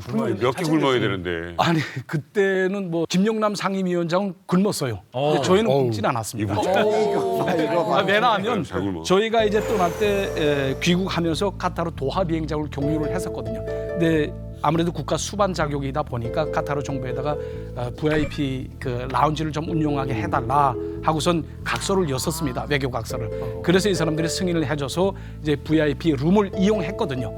상임위원장이. 근데 VIP 룸을 이용했으니까 상임위원장은 그 안에 들어가 있었고 우리는 라운지 밖에서 이제 쭉 뷔페 형식으로 식사가 쭉 마련되어 있는 거를 뭐 우리야 뭐 대표단 수행원으로 따라갔기 때문에 크게 잘못이 없지 않습니까? 그러니까 거기 안 먹은 사람은 상임위원장하고 신홍철 부상 2명이 안 먹고 나머지 사람들은 다 맛있게 먹었어요. 이쯤 되면 김영남 오면은 오늘 굶겠구나. 이게 10년 전 얘기잖아요, 지금. 그쵸. 지금 이 얘기가. 그러니까 그때 연세가 한 86, 7세. 사실 어떻게 보면 조금 감이 떨어지신 상태였던 것 같아요. 그 외교 관계도 그렇고. 그러네. 어떻게 보면 뭐 이 정도면 대접할 만하지 않아? 라는 생각을 한 거 자체가. 그렇죠. 옛날 생각. 네, 옛날 생각. 옛날 스타일. 그 가장 최근에 이제 한국으로 그 오신 우리 이일규 참사님 가까이서 지켜보신 적 있으시겠죠? 사실 상임위원장을 개인적으로 만난 건 훨씬 이전이에요. 2011년에 쿠바 대사 소환 때 이제 그때 내가 처음 상임위원장 통역을 했습니다. 통역을 하면서 개인적으로 이제 인맥을 맺었는데 가까이에서 이제 같이 동행한 거는 2018년 12월 달 이제 멕시코에서 처음으로 좌파 정부가 썼어요. 안드레스 마누엘 로페스 오브라도르라고 하는 대통령이 당선이 됐어요. 이름을 어떻게 외우는 거야? 그래가지고 이 사람이 당선이 돼가지고 이제 북한 김정은을 자기 그 취임식에 초청을 했습니다. 근데 김정은은 그런데 안 가거든요. 그러니까 이제 대신 김영남이 갔어요. 그래서 이제 멕시코에 갔는데 이제 그때 저는 부국장 자격으로 따라가고 통역은 이제 여자가 이제 통역으로 갔었어요. 네. 이제 대체로 이제 그 취임식장은 이제 대통령들만 딱 들어오는 구역이에요. 여기는 이제 그 경호 인력, 통역 이런 사람들 못 들어갑니다. 통역도 못 들어가는 못 들어가요. 통역 필요 없고 경호 인력이 못 들어가요. 그건 완벽하게 봉쇄된 구역이다 보니까 이 야단 아닙니까? 나이 90대인데 2018년은 그 사람이 90살일 때란 말이에요. 나이 90대인 사람이 그 대통령들 그렇게 붐비는 속에 혼자 들어가서 누가 푹 잘못 밀쳐서 넘어지기라도 하면 데려갔던 사람들 다 목 내놔야 된단 말입니다. 고관절. 굉장히 그래서 이제 멕시코 측이랑 저 협상을 했죠. 다른 거 다 필요 없고 부관 한 명만 들어가겠다. 그래서 멕시코 측에서 1+1으로 승인이 나왔어요. 승인이 나왔어요. 나왔는데 상임위원장은 다 필요 없고 나는 통역만 있으면 된다 이렇게 된 겁니다. 근데 통역은 여자가 따라갔는데 이 여자가 뭐 상임위원장을 부추길 수는 없잖아요. 명분이 한 번. 그래가지고 이제 그 내부에서 이제 토론을 했죠. 그래서 이제 어떻게 하면 좋겠냐 해서 내가 이제 통역으로 당선이 됐어요. 네가 들어가서 이제 통역을 해라. 그 들어가는 날 취임식 날 아침에 상임위원장한테 들어가서 이제 위원장으로서 이제 제가 이제 통역으로 해서 들어가게 됐습니다라고 이제 보고를 했어요. 할 수 있는 얘기잖아. 상임위원장이 완전 송을 내면서 이거 무슨 놈이 사업 조직을 이렇게 하냐. 취임식 안 들어가겠다. 막 화를 내는 거예요. 참사님은 좀 싫어했던 건가요? 그래서 잘생기게 뭔가 좀 튀어서 잘생긴 사람 싫어하는 거야. 원래는 그때 상임위원장을 조금 높여주는 의미에서 상임위원장 가는 대표단에 당중앙위원회 비서급 간부들을 무조건 망라시켜라. 이렇게 해서 그때 박태송이라는 지금 내각 총리하는 그분이 그때 담당 비서였는데 그분이 대표단에 망라가 됐습니다. 그러니까 실질적으로 대표단 내부의 실권자는 그 박태송이었거든요. 네. 그래서 박태송 그분이랑 토론해서 그분이 자 네가 들어가라 해서 내가 들어간 건데 이렇게 된 거예요. 노발대발. 박태송 비서한테 얘기해서 상임위원장이 안 들어가겠답니다 하니까 내가 들어가서 설득하겠다. 그 들어가서 이제 상임위원장으로서 이거 사실은 상임위원장하고 합의 없이 토론한 건데 제가 잘못했습니다 하고 사죄했어요. 그랬더니 이제까지 꼿꼿하던 사람이 지금 비서 동지가 와서 말씀하시면 들어가겠습니다. 이것도 뭐야? 대서 변환한 거야. 세세 전환. 왜 그런 거야? 왜? 전환하네요. 그래서 이제 우리가 그때 밑에서 그거 보면서 역시 저 사람 오래 가는 원인이 있구나. 왜? 이 정말 권력 앞에서 머리를 이제 낮추는 그 자세. 차세대 권력자인 거예요, 그분이. 당주안의 비서입니다. 근데 이분은 더 높잖아. 아니에요. 실제 당주안의 비서는 실권자거든요. 네, 북한은 노동당 그 이제 중심 시스템 아닙니까? 이건 당인 거야, 노동당. 이건 당이란 말이에요. 당주안의 비서란 말이에요. 예. 그러다 보니까 비서동지가 그렇게 말씀하시면 내가 같이 들어가겠습니다. 바로 납작 엎드리고 그거 보고 후배지만 네, 저 사람이 진짜 오래가는 그 이유가 있었구나 하는 생각을 그때 했어요. 저뿐이 아니라 대표단 사람들 다 했죠. 후배지만 이 사람이 이렇게 설득할 때는 그럼요. 더 이상 버텼다가는 화가 온다는 걸 직감한 거예요. 그렇지. 권력이니까. 아니 그럼 참사님은 뭐가 돼 그러면? 나는 그 사람 입장에서 보면 그냥 벌레예요. 그 사람 눈에는 오직 그 위만 원수님만 보이고 그리고 원수님을 진짜 증거로서 보자는 당선인의 비서들만 보이지 그 밑에 이제 아까 뭐 웸송 부상이니 뭐 국장이니 부국장이니 이거는 귀에 안 들어오는 사람들입니다. 여기서 뭘 배웠습니까? 지금? 저는 굉장히 갈대 같은 사람이라고 느꼈어요. 바람이 아무리 센 바람이 와도 그냥 부러지지 않고 흔들리죠. 거기에 맞게. 이쪽에서 보면 일리. 항상 웃으면서 항상 이쪽으로 흔들리시고 저는 강약 약강. 굉장히 약자에게는 와 하고 또 이제 강자에게는 깨갱 할 수 있는 사람. 이걸 배운 거예요. 거기서. 자, 어쨌든 우리 참사님은 살아났어요. 그래서 어쨌든 이제 통역으로 하고 들어가게 됐습니다. 그래서 멕시코 대통령 취임식에 단둘이 들어가신 거예요. 그것도 취임식장에 들어가서 해프닝이 또 있었습니다. 그때 일본 대표단이 왔어요. 그때가 한창 어떤 때냐면 그 아베 전 총리가 북한이랑 존재 조건 없는 대화를 계속 하겠다고 주장할 때입니다. 예. 근데 이제 상임위원장이 앉고 난 뒤에 그냥 이제 서 있었죠. 대표단이 왔어요. 와서 나보고 자기네 그 상임위원장 좀 잠깐 만나면 된다. 누구냐? 그러니까 일본이라는 거야. 그래서 상임위원장한테 그 상임위원장 여기 일본 사람들로 왔는데 상임위원장 좀 만나겠답니다. 근데 이걸 잘 못 들어요 상임위원장이. 나이가 많다 보니까 잘 못 들어요. 그러니까 뭐라고? 누가 왔어? 예 왔습니다. 뭐라고 그래? 와봤는데 일본 사람인 겁니다. 낯세게 와야 변하더라고요. 그때 한창 그 북한이 대외 정책에서 일본을 배척할 때입니다. 몇 마디 대답도 안 해요. 대답도 안 하고 그때가 딱 뭐냐면 김영남 위원장이 평창 왔다 간다며요. 네. 내가 평창 갔을 때도 니네 그 일본 사람들 와서 말이야 무슨 그 우리 조건부 없는 회담이요 어쩌고 저쩌고 해서 내가 그때 뭐라고 말했냐 이 남이 잔치에 와서 쓸데없는 얘기하지 말고 우리 이 잔치 다 축하해주고 가자 이렇게 얘기했는데 오늘도 또 봐라 이거 멕시코 대통령 그 해서 우리가 기분 좋게 축하해주러 남이 잔치에 와서 무슨 정상회담이고 어떤 그따위 얘기하냐 당장 집어치고 가라고 그렇게 해서 쫓아버렸어요. 그러니까 마지막에 이 일본 그 어떤 사람이 사진이라도 한 장 같이 찍읍시다. 그러니까 사진도 안 찍겠다 그랬어요. 그래서 해피닝으로 끝나고 일본 사람은 갔어. 좀 있는데 또 누가 왔어요. 상임위원장 이거 좀 만나겠다. 이게 누구냐 하니까 우리 한국에서 왔다. 한국 외교부 장관 그때 당시 지금 주미 한국 대사 하시는 강경화. 네, 그때 외교부 장관 하실 때 그게 왔단 말이에요. 와가지고 이제 외교부 장관이 김영남 상임위원장 친분이 있어서 좀 만나겠다 한다. 나는 그때 이거 모를 때니까 야 일본도 배척인데 한국 받아줄까? 상임위원장한테 윤정호 저기 한국 외교부 장관 왔다는데 만나겠답니다. 하니까 인상이 싹 달라져. 어디 있대? 오라는 거야.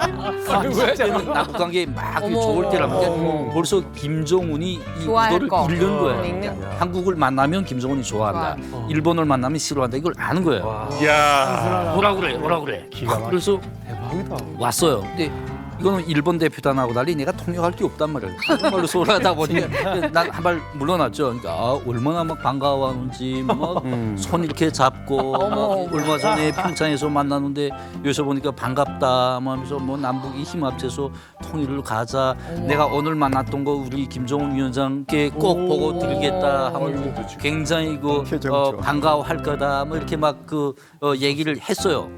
그때 그렇게 해서 같이 찍은 사진이 바로 저 사진입니다. 여기에도 이거 하고 가요? 북한 김일성 김정은 옆에 있잖아요. 옆에 이거를 있잖아요. 달고 들어가요. 여기? 그렇죠. 달고 들어가죠. 국가 수반들 자리에도 그걸 달고 들어간다고. 이때 이제 사실 일본 대표단은 문전박대를 했지만 강경화 장관 당시 장관하고 저렇게 화기애애할 수밖에 없었던 게 그게 2월에 이제 평창 동계올림픽도 있었지만은 같은 해 9월 평양에서 남북 정상회담이 있었잖아요. 문재인 대통령하고 맞네. 김정은 위원장이.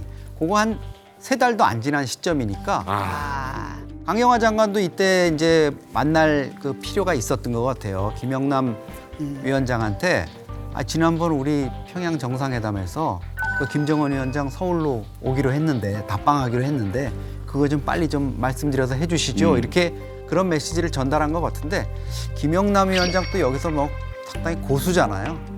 본인이 어떻게 거기서 예를 들어서 뭐 우리 위원장 바쁘십니다라든가 이렇게 얘기했다가는 또 최고 존엄의 그 거취에 대해서 네가 뭔데 거기서 얘기하냐니까 기록을 보니까 남북 관계가 잘 되도록 양측이 계속 힘을 합쳐 나갑시다. 또 공장장 말씀하고 그냥 마쳤습니다. 이제 내가 그때 기억에는 이제 김영남 위원장이 그때 그 얘기를 꼭 했어요. 오늘 이제 만난 데 대해서 우리 이거 김정은 동지께 꼭 보고 드리겠다. 그럼 보고해. 딱 얘기를 하더라고요. 그래서 이제 그 후에 이벤트가 끝난 다음에 상임위원장한테 그거 물어봤습니다. 근데 그 상임위원장은 제가 그 조금 이제 의문이 남았던 게 있는데 그 일본 사람들 사진 찍자 그랬는데 그때 왜 안 찍었습니까? 이렇게 물어보니까 일본 놈들은 정말 교활하고 앙큼하고 간특하고 성대모사 하시는 거? 느껴진다. 그지 그놈들하고 이제 사진 찍어 버리면 그것도 이제 신문에다 막 내가지고 거이즈미 총리가 김정은 우리 원수님께 뭐 정상회담 그 제기한 걸 내가 받은 것처럼 그렇게 뉴스를 내보낸다. 그 사람들하고 사진 찍으면 안 된다. 그래서 안 찍었다는 거예요. 정말 그 고수죠. 네. 한마디로. 네. 자, 이렇게 3대에 걸쳐서 이 외교 무대에서 뭐 대활약을 합니다. 그런데 2018년 드디어 대한민국 땅을 밟습니다. 북한의 최고 이 혈통, 이 백두혈통 김여정과 함께 평창의 모습을 드러내게 됩니다. 자, 2018년 2월 9일입니다. 김여정과 김영남 인천공항으로 도착을 합니다.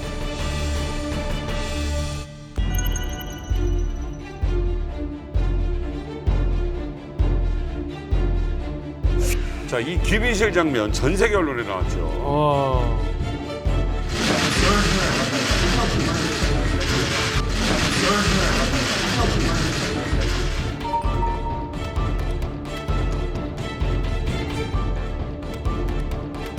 항석에 앉는 걸 보고 김영남이라는 인물이 자리 양보를 하면서 먼저 앉아라. 자, 문재인 대통령과 청와대 접견도 하게 되고요. 어서 오십시오. 반갑습니다. 현재 힘드시지 않았습니까?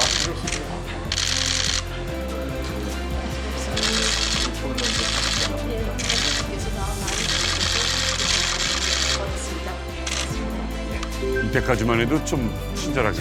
시절했는데.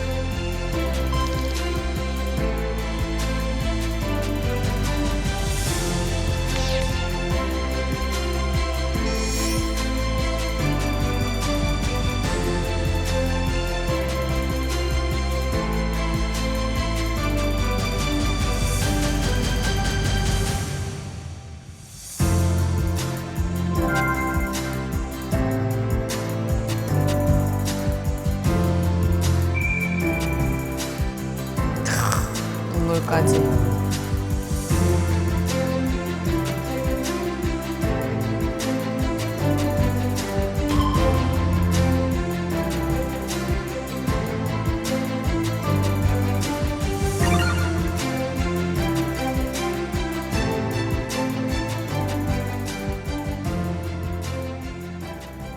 야, 정말 뭐 저 때만 해도 훈풍이 불어서 예, 정말 분위기 좋았고요. 김여정 역시 그때 우리도 뭐 좋은 평을 좀 내놨었어요. 아니 그때 김여정 팬클럽도 있었어요. 국내에서. 맞아요. 그래서 네. 그 이후에 이제 김여정한테 당시 문재인 대통령이 우리나라에 팬클럽이 생겼다라는 덕담까지 건넬 정도로 인기가 되게 좋았죠. 왜냐하면 김영남 막 몇 번을 우는 거 보세요. 예. 막 진정성 있게 느껴지지 않아요? 그리고 김여정이 정말 아버지뻘, 삼촌뻘인 문재인 대통령에게 깍듯하게 인사하고 발랄하게 예의 바르게 하고 하는 모습 보면서 많은 국민들이 기대를 했었죠. 저게 북한의 진짜 속내이길. 당시에 북한 입장에서도 이 평창 올림픽에 굉장히 공들일 수밖에 없었습니다. 왜냐하면 북한에게 처해진 각종 대북 제재를 한국이 나서서 세계 무대에서 해제해 주는데 도움을 줄 거라고 김정은, 김여정 남매가 기대를 했기 때문에 평창 올림픽에도 김여정과 다른 고위급 간부로 구성된 대표단을 이끌고 김영남이 이제 우리나라를 찾았던 거죠. 그때는 뭐 굉장히 꼿꼿하고 젠틀하고 평화의 상징처럼 김영남도 모습을 연출했었습니다. 김여정은 결국 백두혈통 최초로 대한민국 땅을 밟은 사람이 됐고요. 그리고 그 옆에 서 있던 김영남. 그러니까 전 세계 언론이 다 집중을 했는데 저는 그런 생각이 들었어요. 꼬박 30년 전에 88 올림픽은 그렇게 저지하시려고 전 세계를 돌아다니셨던 분이 평창 동계올림픽에는 이렇게 특사로 함께 와서 아무래도 그런 아주 복잡한 감정 때문에 눈물을 흘리셨던 게 아닐까. 예. 어쨌든 당시에는 이렇게 최고위층 인사를 보낼 만큼 남북 관계가 굉장히 끈끈했습니다. 실물을 보셨으니까 당시 북한 외교관도 여러 나라에 흩어져 있었습니다만 이런 것들을 또 체감하실 수 있으셨겠죠? 네, 체감을 했습니다. 제가 그때 당시 쿠웨이트 주재 북한 대사관에서 외교관으로 근무할 그런 때였는데 그때 4월 27일 판문점에서 남북 정상회담이 열렸습니다. 그 이후에 이제 평양에서 각국 주재 북한 대사관의 전보가 내려왔습니다. 전보 지시 내용을 보게 되면 이제 옛날에는 남측 인사들하고 만나게 되면 계속 피했었거든요, 북한 사람들이. 근데 북한 외교관들한테 내려온 지시에 따르면 이제부터는 남북 화해 분위기에 맞게 이제 남측 인사들한테 스스로 모습이 다가가서 그래도 따뜻한 분위기로 대화를 나눠라 이런 지시가 내려왔습니다. 그래서 실제적으로 저희는 그 요네라든가 이런 데 가게 되면 남측에 있는 외교관들을 만나거든요. 뭐 스스로 모습이 다가가서 서로 인사도 나누고 얘기도 하고. 아니 그게 얼마나 하고 싶으셨어요 그 전에. 말도 통하는데. 근데 통역이 필요 없는 유일한. 근데 이게 까딱 잘못하게 되면 저 불리오 가서 당위원회 보이부에 불리고 가서 왜 만났냐, 만나서 뭘 말했냐 이걸 자꾸 써야 되니까 만나고 싶어도 만날 수가 없죠. 너무 또 웃으면서 얘기해도 안 되겠구나. 예, 웃으면서 얘기해도 또 큰일 납니다.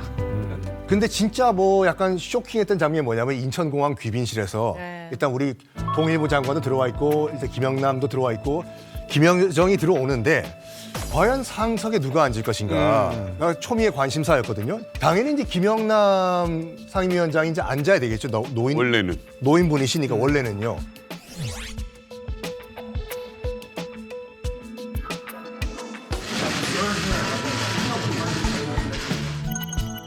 그런데 지금 여기서 결국에는 양보하다가 이제 김여정이 앉았잖아요.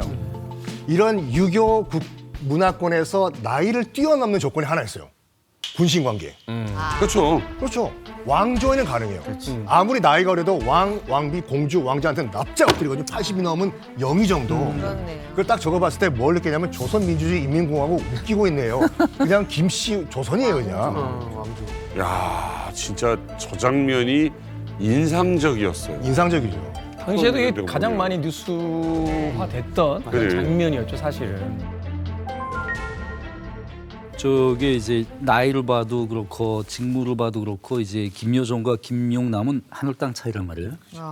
근데 딱 하나 이제 백두혈통이라는 게 있습니다. 근데 저게 김용남이 몸에 밴 그런 예우가 아니에요. 김용남은 오대 가도 자기가 대접받으려고 하는 사람이거든요. 국가 대표라고 대접받으려고 그렇죠. 하는 아까 이코노미 사람인데 사건. 저렇게 절대로 이제 속을 양보하는 스타일이 아닙니다. 근데 저 사람이 그냥 저 김여정을 보고 김여정한테 한 행동이 아니고 자기가 하는 저 행동에 대해서 김정은이 인터넷을 보고 있다는 걸 안단 말이에요. 알고 있기 때문에 바로 이제 저걸 이제 저런 행동을 하는 겁니다. 쇼잉. 네, 이래야 또 더 사니까. 북한에도 아부하는 사람들이 꽤 아부를 잘해요. 어떤 아부하는 줄 알아요? 저 어떤데 회식 쭉 하고 이제 끝나고 나가면 이제 부장님 차 타고 가시잖아요. 저 어떤데 회식 쭉 하고 이제 끝나고 나가면 이제 부장님 차 타고 가시잖아요. 딱 그렇게 인사합니다. 쭉 출발하면 허리 쭉 펼 법도 한데 계속 이제 허리 붙이고 있어요. 백밀러로 야 본다. 갔어 하면 야 후사경으로 아직 보고 있어. 그게 몸에 밴 동작이란 거예요. 그게 지금 김정은이 이 장면을 지금 보고 있다라고 하니까 저런 동작이 나오는 겁니다. 이 두 사람의 당시 방안과 관련해서는 한 가지 또 이제 고려해 봐야 될 게 사실상의 단장이 김여정이었다는 점이죠. 왜냐하면 단장이 이제 김영남으로 명단이 오기는 했지만 김여정은 이때 이제 특별한 미션을 가지고 있었어요. 사실은 오빠인 김정은 국무위원장의 친서를 직접 들고 오는 어떻게 김정은의 특사였어요. 그거는 이 김여정이 특사고 김영남은 그냥 오는 대표단의 단장이었던 거죠. 그게 결정적으로 이제 위치가 바뀌는 게 김여정이 청와대를 방문하잖아요. 네. 그래서 문재인 대통령을 만나면서 그 들어갈 때 철가방 같은 걸 하나 들고 들어갑니다. 직접. 근데 그 철가방 속에 이제 친서가 들어있고 김여정이가 친서를 읽고 내가 특사라는 걸 밝히는 순간부터는 김여정이가 사실 이제 그 대표단의 단장이기도 하고 특사이기도 하면서 자리가 이제 되기 때문에 김영남도 그런 구도를 너무나 잘 알고 있기 때문에 꼭 뭐 김정은의 혈통 그 김씨다 이런 것도 물론 있지만 아 이게 우리 원수님의 특사 자격으로 온 사람이니까 내가 단장이지만 이 사람을 모셔야 되는 위치다 이런 의전을 아마 알았던 것 같습니다. 자, 어찌됐건 이렇게 남북 대립과 평화 이 양쪽의 모두 상징으로서 존재했던 인물이 바로 김영남인데요. 그런데 지난 11월 이 김영남의 별세 소식이 전해졌습니다. 북한에서 참 보기 드물게 이 장례식이 국장으로 성대하게 거행이 됐는데 그 영상 만나보시겠습니다. 영광스러운 우리 당과 국가의 강화 발전사에 덕출한 공적을 남긴 로세대 혁명가인 김영남 동지가 97살을 일기로 고귀한 생을 마치었다. 김영남 동지의 영구를 발인하는 의식이 진행됐습니다. 북한에서 일개 정치인에게 저렇게 국장을 해주는 건 정말 엄청난 거 아닙니까? 조선인민군 용의 위병들이 영구 위에 성스러운 공화국기를 숭엄히 덮었습니다. 수많은 수도 시민들이 신밀히 애국 열사령으로 향한 연도마다에서 영구차의 조의를 표시했습니다.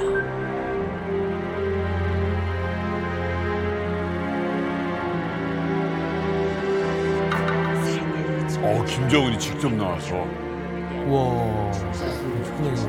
사이즈가 남다르죠. 엄청나게 했구나.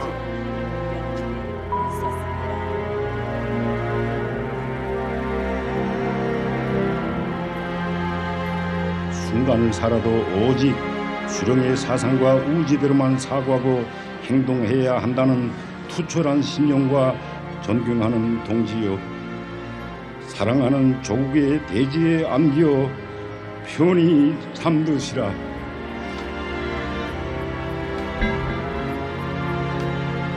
김정은 동지께서는 고 김영남 동지를 추모하여 전체 연결식 참가자들과 함께 묵상하셨습니다.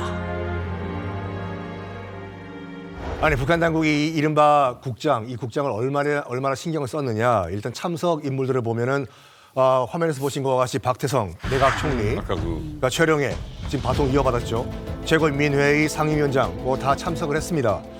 김정은이 직접 참석한 것뿐만 아니라 그 사망 바로 다음 날이죠. 11월 4일 새벽 1시에 직접 조문을 갔어요. 직접 조문을 하고 새벽 1시에. 우리가 보신 것과 같이 이제 신밀히 애국 열사령에서 이제 영결식에 참석을 했는데 입구에서 김영남의 영구를 직접 맞이했을 정도로 그럴 정도로 정말 신경을 많이 썼다. 그거죠. 근데 뭐 사실은 저런 모습들이 사실 김정은이가 별로 이렇게 도움받은 건 사실 크게 없거든요. 근데 이제 예를 들어서 3대에 걸쳐서 이렇게 충성을 다하면 선대 수령뿐만 아니라 수령들뿐만 아니라 나, 그다음에 내 후대까지 잘 봐준다. 충성해라. 그러니까 내가 내 삶이 아님에도 불구하고 내가 이렇게 정중히 모신다는 거는 너네들이 충성을 3대에 걸쳐서 4대에 걸쳐서 하면 너네 자식들까지도 다 내가 잘 봐줄 거고 우리 후대 수령도 잘 봐줄 거다. 이런 정치적 메시지가 강하게 있는 거죠.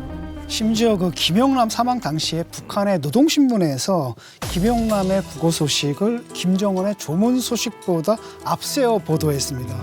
언론에 대한 예우를 보여준 거죠. 부고가 저렇게 커? 사실 근데 노동신문에서는 하여튼 항상 이런 뉴스가 제일 먼저 나오는 거잖아요. 물론 이제 전면에 실렸지만 먼저 나온 건 지금 김영남 동지 서거에 대한 부고. 이 기사가 먼저 나왔다는 거죠. 좌측에 뭐가 있느냐가 더 중요한 건데 지금.